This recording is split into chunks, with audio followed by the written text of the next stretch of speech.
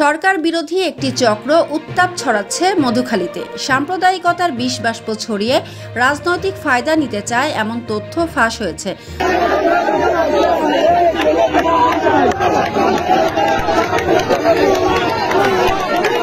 প্রশাসন অ্যালার্ট রয়েছে। নেপথ্যের খেলোয়াড়দের দ্রুতই আইনের আওতায় আনার প্রক্রিয়া শুরু হয়েছে। ফ্যাক্ট ঘটনার 6 দিন পর মধুখালী মহাসড়কে কেন বিশৃঙ্খলা তা জানতে পেরে গেছে আইন প্রয়োগকারী সংস্থা। মধুখালীর পঞ্চপল্লীর মন্দিরে কালী প্রতিমায় আগুনকাণ্ড ও গণপিটুনিতে আপন সহোদর 2 ভাইয়ের মৃত্যু ঘিরে হঠাৎই কেন উত্তপ্ত হয়ে উঠল মধুখালী অঞ্চল তা উদ্ঘাটনের ঠান্ডা মাথায় কাজ করছে আইন শৃঙ্খলা বাহিনী। কে বা কারা এই পরিস্থিতি সৃষ্টি করছে তা ইতিমধ্যে প্রশাসনের কাছে স্পষ্ট হয়েছে। প্রশাসনের বিভিন্ন পর্যায়ের একাধিক সূত্র ও স্থানীয় সচেতন মহল থেকে জানা গেছে, সরকার বিরোধী একটি চক্রের মদদে কিছু উগ্রবাদী রাজপথে উত্তাপ ছড়াচ্ছে।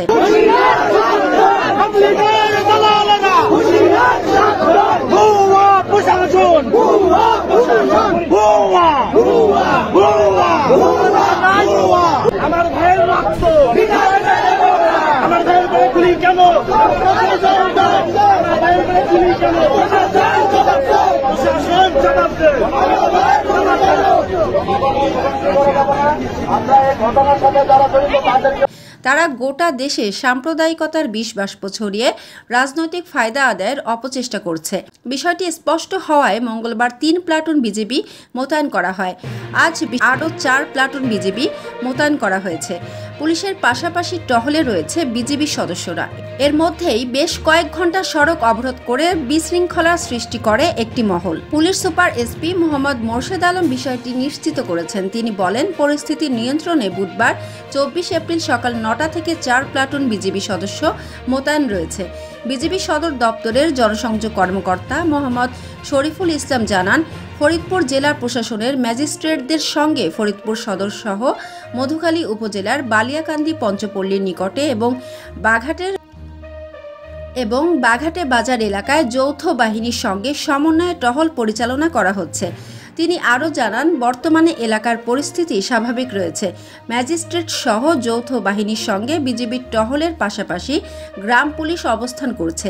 এর আগে সকালে ফরিদপুর খুলনা মহাসড়ক অবরোধ করে বিক্ষুব্ধ জনতা। এর ফলে ওই এলাকায় তীব্র যানজট তৈরি হয়।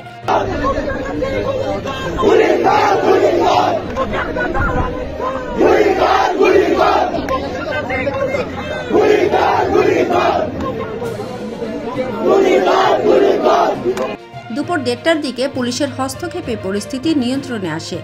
এদিকে 18 এপ্রিল সংঘটিত সেই অনাকাঙ্ক্ষিত ঘটনা সম্পর্কে চাঞ্চল্যকর তথ্য বেরিয়ে আসছে। নির্মাণ শ্রমিকদের ওপর হামলা, নির্যাতন ও 2 সহোদরের মৃত্যুতে কার কি ভূমিকা ছিল তা বেরিয়ে পড়েছে। দেশে সাম্প্রদায়িক দাঙ্গা পরিস্থিতি সৃষ্টির হীন উদ্দেশ্যে ইউপি চেয়ারম্যান শাহ আসাদুজ্জামান নিজে হতাহতদের পিটিয়েছিলেন।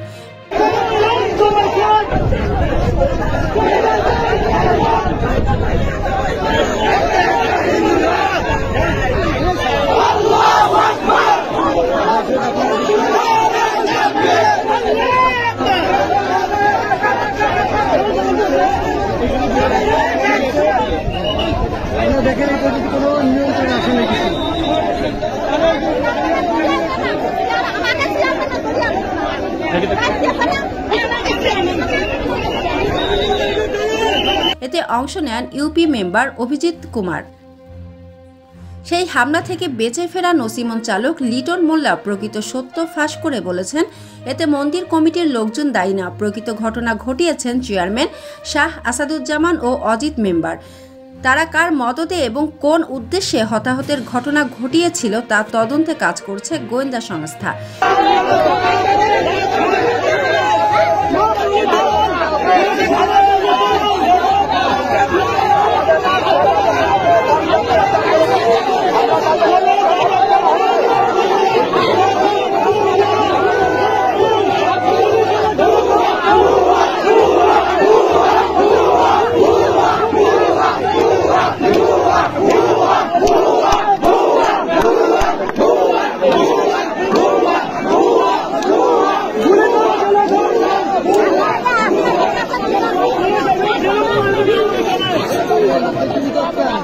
আপনারা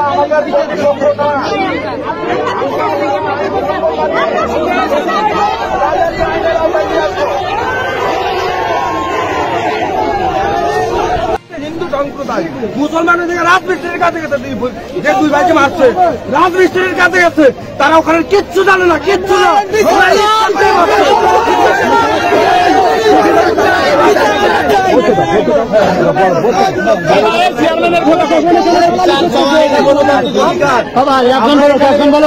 কথা বলতে দেন ওনাকে। বিচার চাওয়া এটা গণতান্ত্রিক অধিকার। আমরা এখানে আমজনতা আসছি বিচার চাওয়ার জন্য।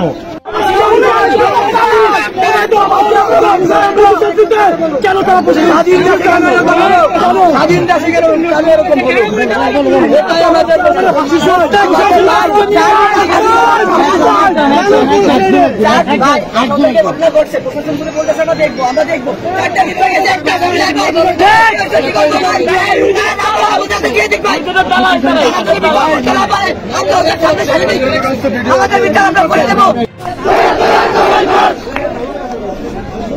আরে কোনো কথা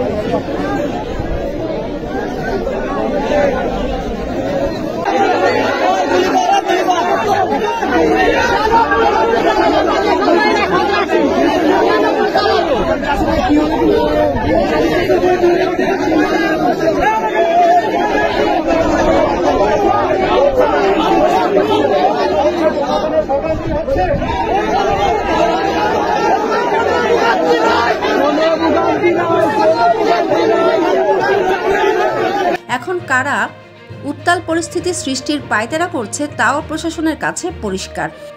দ্রুতই নেপথ্যের খেলোয়াড়দের আইনের আওতায় আনা হবে এমন আভাস পাওয়া গেছে। ফারহানা রহমান, স্বর্ণলতা, নিউজ ডেস্ক, যশোর।